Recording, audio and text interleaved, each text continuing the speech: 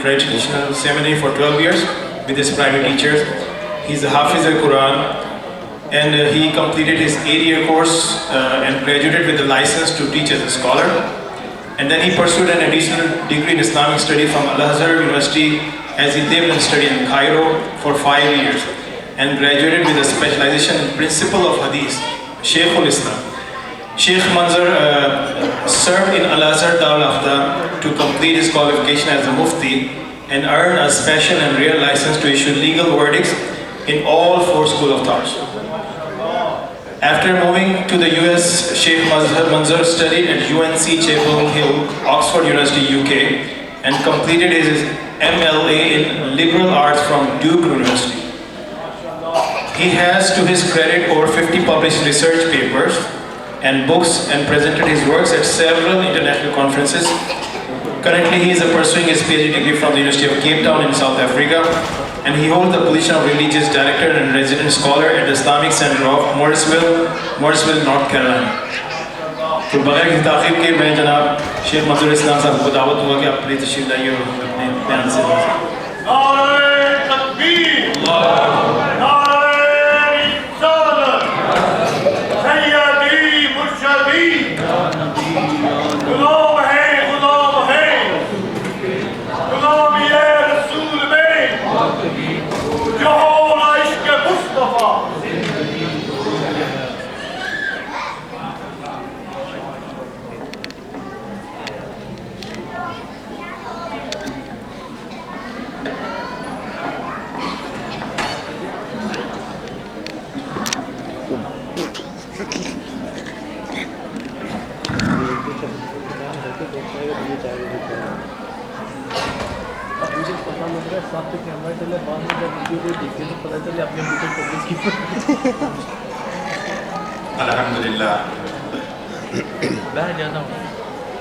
الحمد لله الذي نور قلوب المسلمين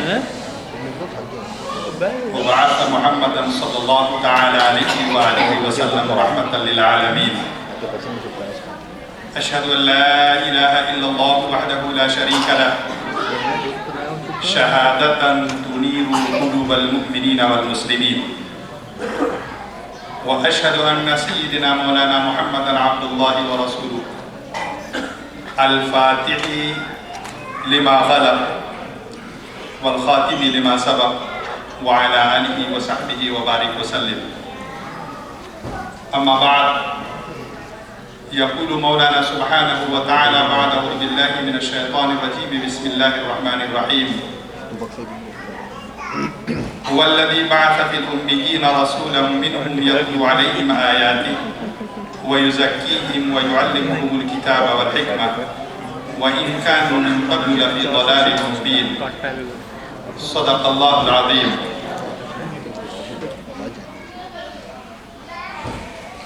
Dear brothers and sisters,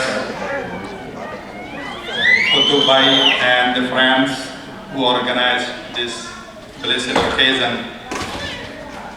Sheikh, Imams, scholars and Mashayikh, and Shair Rasul Hassan Sahab,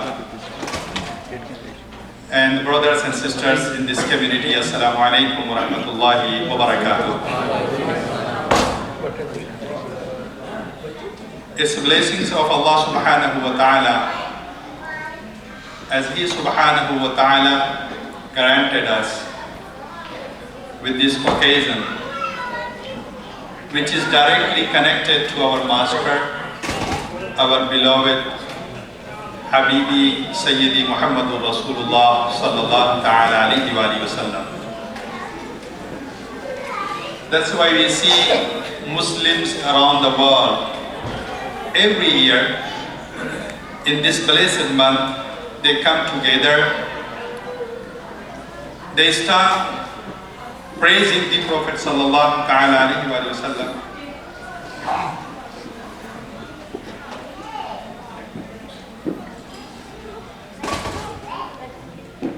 Inshallah, I will do that.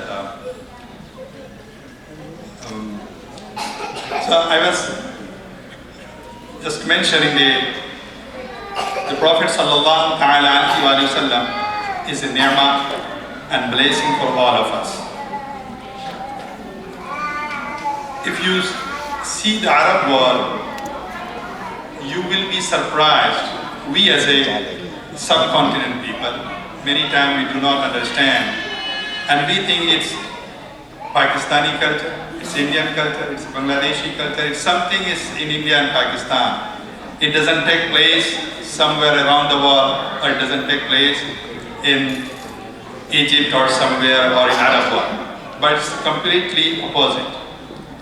آپ اگر عرب کا جائزہ لیں گے یا دنیا کے ملکوں کا جائزہ لیں گے تو آپ کو پتہ چلے گا کہ دنیا کی آبادی، مسلمانوں کی آبادی اور عربوں کی آبادی کس قدر حضور پاک علیہ الصلوۃ والتسلیم سے محبت کرتی ہے، کس طرح سے اپنی عقیدت کا اظہار کرتی ہے، کس طرح سے اپنی محبت کا اظہار کرتی ہے.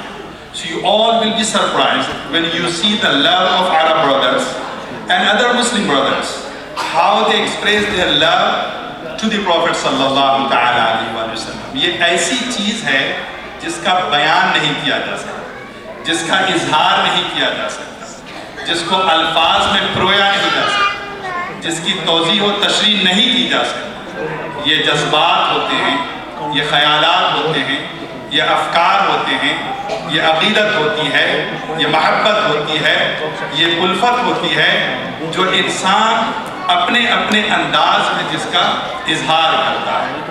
تو آپ جب جائزہ لیتے ہیں، پڑھتے ہیں، عرب شعراء کو پڑھتے ہیں، عرب علماء کو پڑھتے ہیں، تو آپ کو طرح طرح سے حضور پاک علیہ الصلوۃ والتسلیم کی محبت ان کے ہاں نظر آتی ہے، ان کے کلچر میں نظر آتا ہے. میں آج اس پروگرام میں اور مختصر سے وقت میں نبی پاک علیہ الصلوۃ والتسلیم کا ایک الگ ڈائمنشن ہے جس کی طرف میں اشارہ کروں گا. آپ عشق و محبت کی تقریر سنتے رہتے ہیں. We always talk about the love of the Prophet علیہ السلام. We always talk about our belonging to the Prophet sallallahu ta'ala alayhi wa sallam. But as we all know, seerah of the Prophet sallallahu ta'ala alayhi wa sallam has many dimensions. اس کے multiple پہلو ہیں. جب ان پہلوؤں پہ آپ غور کرتے ہیں تو ہزاروں حقائق آپ کے سامنے آتے ہیں، ہزاروں چیزیں آپ کے سامنے آتی ہیں، ہزاروں اسرار و رموز آپ کی نگاہوں کے سامنے کھل کر آتے ہیں. تو میں ایک پہلو پہ خصوصیت کے ساتھ آج بات کروں گا. اس کے لیے میں نے جو اپنا عنوان، اصل میں انگلش میں مجھے بات کرنی تھی، مجھے کہا گیا کہ اردو میں بات کروں، تو ذرا میں فلپ فلاپ ہو رہا ہوں تو آپ مجھے معاف کیجیے گا.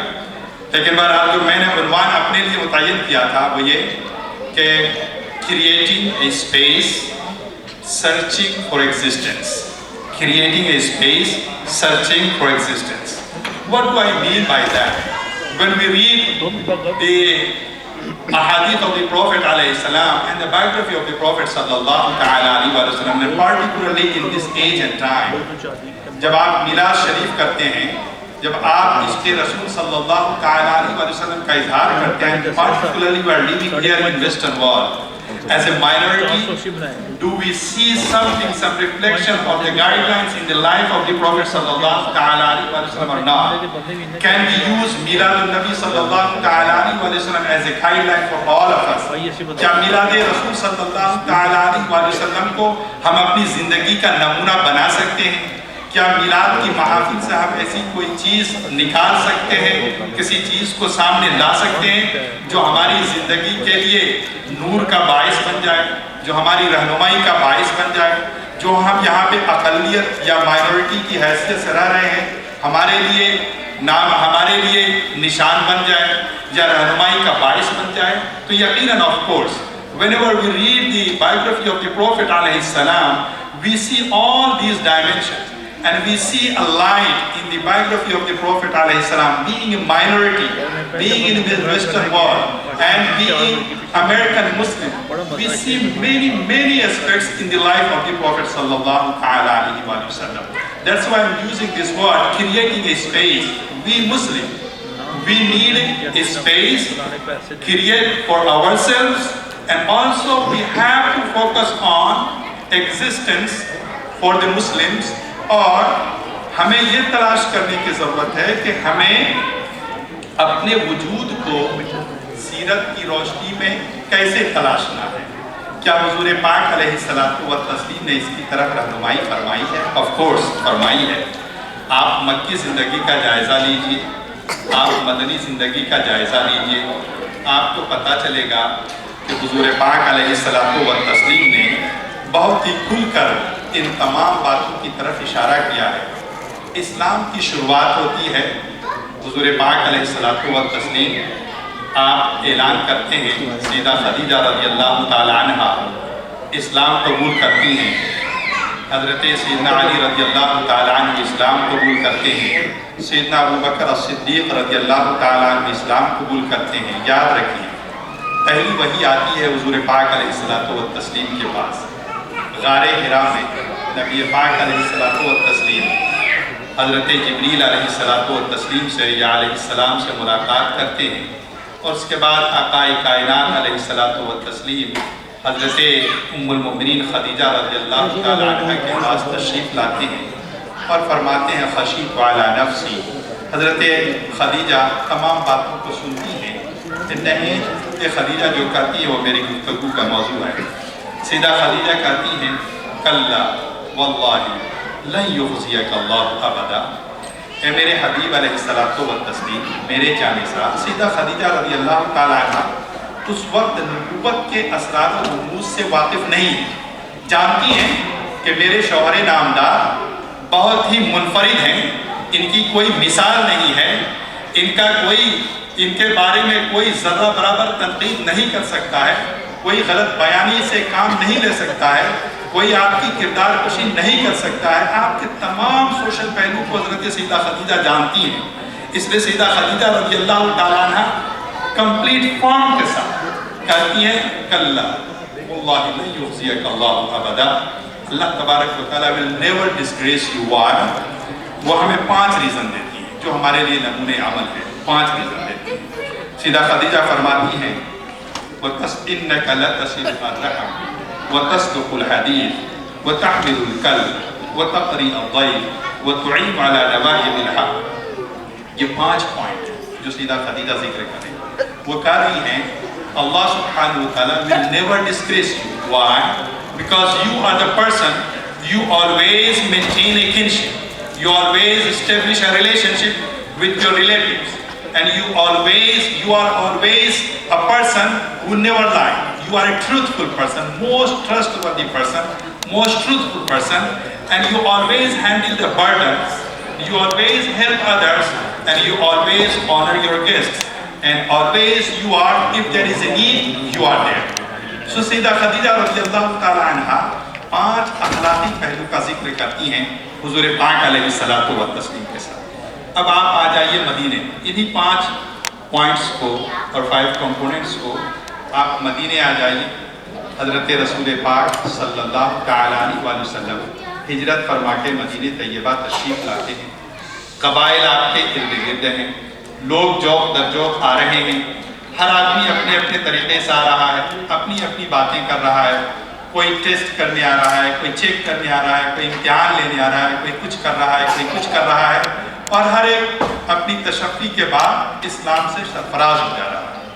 انہی آنے والوں میں سے، انہی چیک کرنے والوں میں سے ایک شخصیت عبداللہ ابن سلام رضی اللہ تعالیٰ عنہ کی ہے۔ امام بخاری نے اپنی صحیح میں اس کا ذکر کیا ہے، اور عبداللہ ابن سلام کہتے ہیں کہ جس طرح سے دوسرے لوگ آ رہے تھے، میں بھی اسی طرح سے حضور پاک علیہ الصلوۃ والتسلیم کے پاس آیا۔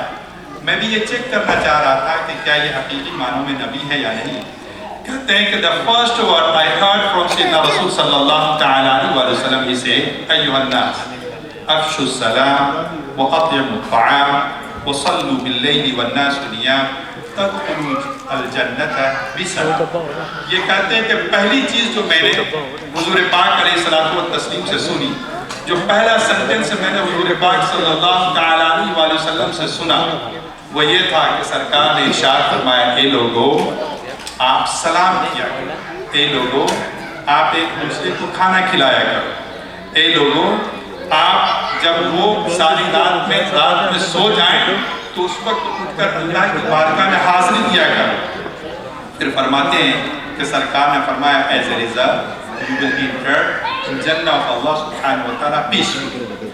آپ غار حرا کی وحی میں پہلی وحی کے بعد ام المؤمنین حضرت سیدہ خدیجہ رضی اللہ تعالی عنہا کے الفاظ کو دیکھیے، اور مدینہ طیبہ میں جب حضور پاک علیہ الصلوۃ والتسلیم تشریف لاتے ہیں، عبداللہ ابن سلام جو جوئش ربائی ہیں، جو اسکالر ہیں علماء یہود کے، بہت بڑے عالم دین ہیں، وہ بھی کہتے ہیں کہ جب پہلی چیز میں نے حضور پاک علیہ الصلوۃ والتسلیم سے سنی، جو پہلا جملہ سنا، جو پہلا کلام سنا، وہ یہ تھا جو حضور پاک علیہ الصلوۃ والتسلیم کے اخلاقی پہلو کو اجاگر کر رہا تھا، جو آپ کے سوشل کانٹیکسٹ کو اجاگر کر رہا تھا، جو آپ کے معاملات کو دوسروں کے ساتھ اجاگر کر رہا تھا، جہاں میں نے یہ نوٹ کیا اور میرے دل نے گواہی دی کہ یہ اللہ کے سچے اور پکے رسول ہیں، یہ اللہ کے حقیقی نبی ہیں، یہ اللہ تبارک و تعالیٰ کے سچے پیغمبر ہیں۔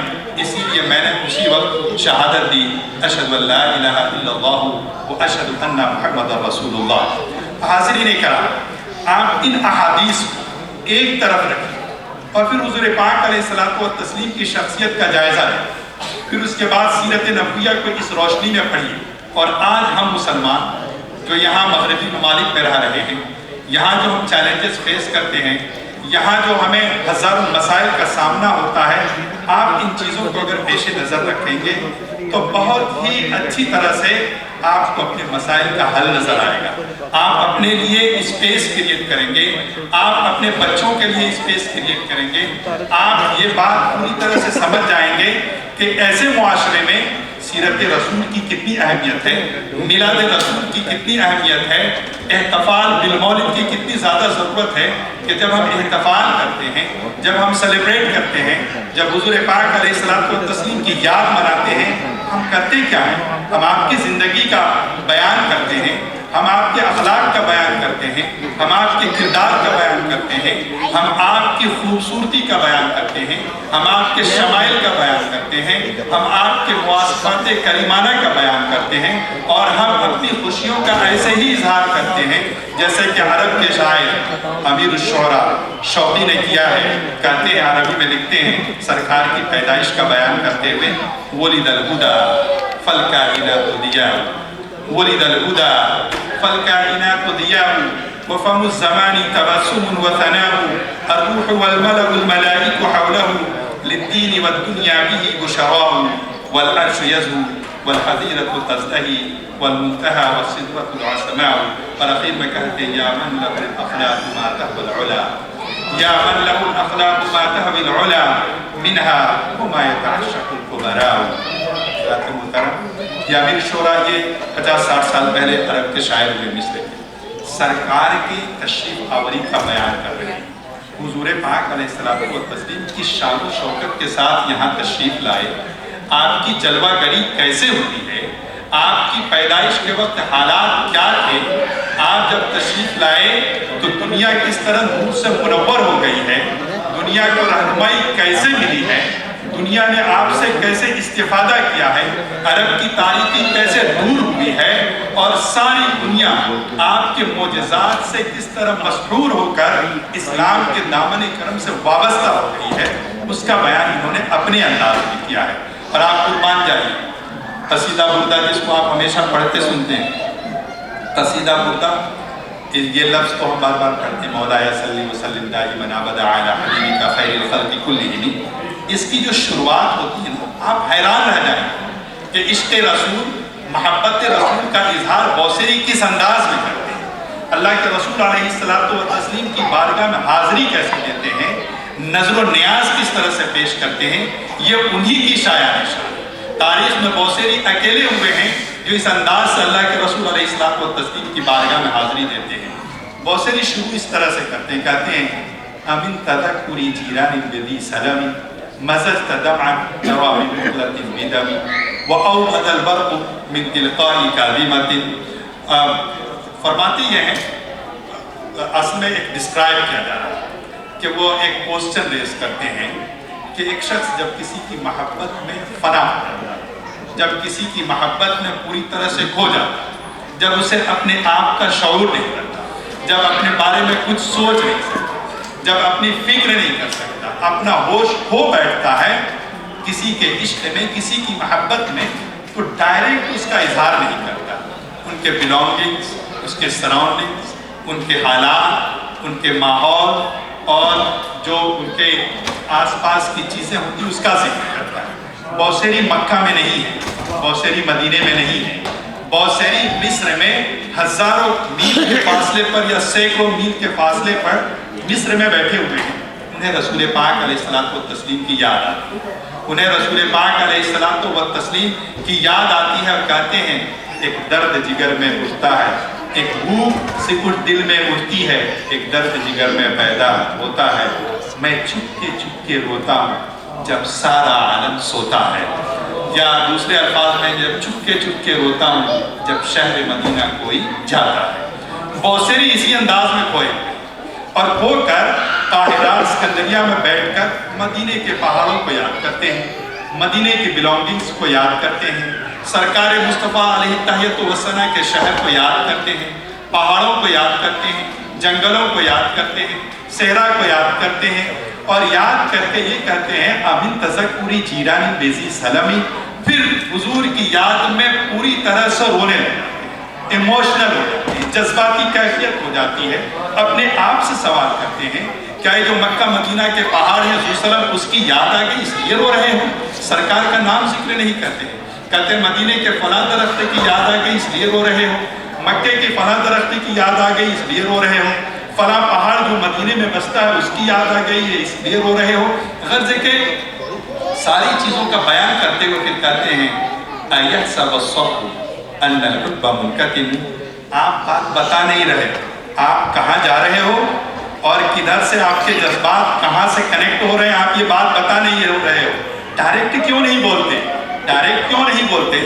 آپ جس کی محبت میں فنا ہو آپ یہ سوچتے ہو کہ محبت کو چھپا لے جاؤ، آپ یہ سمجھتے ہو اَيَحْسَبَ الصَّبْرُ أَنَّ الْحُبَّ مُنْكَتِمُ، یہ جو آنکھ سے آنسو کے قطرے بہ رہے ہیں یہ ضرور کچھ باتوں کی گواہی دے رہے ہیں، یہ اس بات کی گواہی دے رہے ہیں کہ کسی ایسی شخصیت کے بارے میں تم فنا ہو چکے ہو جو بہت ہی بے مثال شخصیت ہے، اس کو آپ چھپا نہیں سکتا۔ يَحْسَبُ الصَّبْرُ أَنَّ الْحُبَّ مُنْكَتِمُ مَا بَيْنَ مُنْسَجِمٍ وَمُنْقَسِمٍ، آپ یہ سمجھتے ہیں کہ آپ اس کو چھپا لیں گے؟ نہیں، میں سمجھ گیا ہوں، یہ وہی ذات والا صفات ہے، یہ وہی حبیب کائنات ہیں، یہ وہی سید الکریم ہیں جن کا بیان قرآن کریم نے کیا ہے، جن کا بیان احادیث کے صفحات میں موجود ہے، جن کا بیان سیرت کی کتابوں میں موجود ہے، جن کا بیان شمائل کے ورقوں میں موجود ہے، جن کا بیان امام ترمذی اپنے انداز میں کر رہے ہیں، جن کا بیان صحابہ کرام نے اپنے انداز میں کیا ہے۔ کوئی آ کر ایسا کہہ رہا، یہ سب بوسیری کی زبان، کوئی آ کر کہتا ہے کہ یا رسول اللہ کبھی اس چاند کو دیکھتا ہوں، کبھی آپ کے چہرے مبارک کو دیکھتا ہوں یا رسول اللہ، اور اسی کو کہا ہے چاند سے تشبیہ دینا کیا یہ بھی کیا انصاف ہے؟ چاند میں تو داغ ہے، ان کا چہرہ صاف ہے۔ کہتے ہیں کہ بوسیری آپ انہی یادوں میں کھوئے ہوئے ہو، میں جان چکا ہوں آپ اپنا لگاؤ کس سے کر رہے ہو، اپنے لگاؤ کا اظہار کس سے کر رہے ہو، کس کی یاد میں فنا ہو چکے ہو، ہم پوری حقیقت کو جانتے ہیں۔ تو حضرات کرام میں یہ عرض کرنا چاہتا ہوں کہ اپنے عشق کا اظہار، اپنی محبت کا اظہار، اپنی فنائیت کا اظہار، اپنے جذبات کا اظہار جب حضور پاک علیہ الصلوۃ والتسلیم سے ہم کرتے ہیں تو ایک چیز ہمارے سامنے بن کر آتی ہے جس کو ہم محفل میلاد مصطفیٰ کہتے ہیں۔ جب ہم اپنے محبت کا اظہار کرتے ہیں تو ایک گلدستہ سامنے آتا ہے جس کو ہم میلاد الرسول کہتے ہیں۔ جب حضور پاک علیہ الصلوۃ والتسلیم کے شمائل کا بیان کرتے ہیں تو ایک خوبصورت سا فلاور ہمارے سامنے آتا ہے جس کو ہم ربیع الاول شریف سے یاد کرتے ہیں۔ تو یہ میلاد مصطفیٰ کوئی اور چیز نہیں ہے، یہ اخلاق مصطفیٰ کا بیان ہے، یہ میلاد مصطفیٰ کوئی اور چیز نہیں ہے، یہ حب رسول کے اظہار کا ذریعہ ہے۔ یہ میلاد مصطفیٰ کچھ اور نہیں ہے، سورہ والضحیٰ کی تفسیر اور تصویر ہے۔ سورہ والضحیٰ ہے کیا؟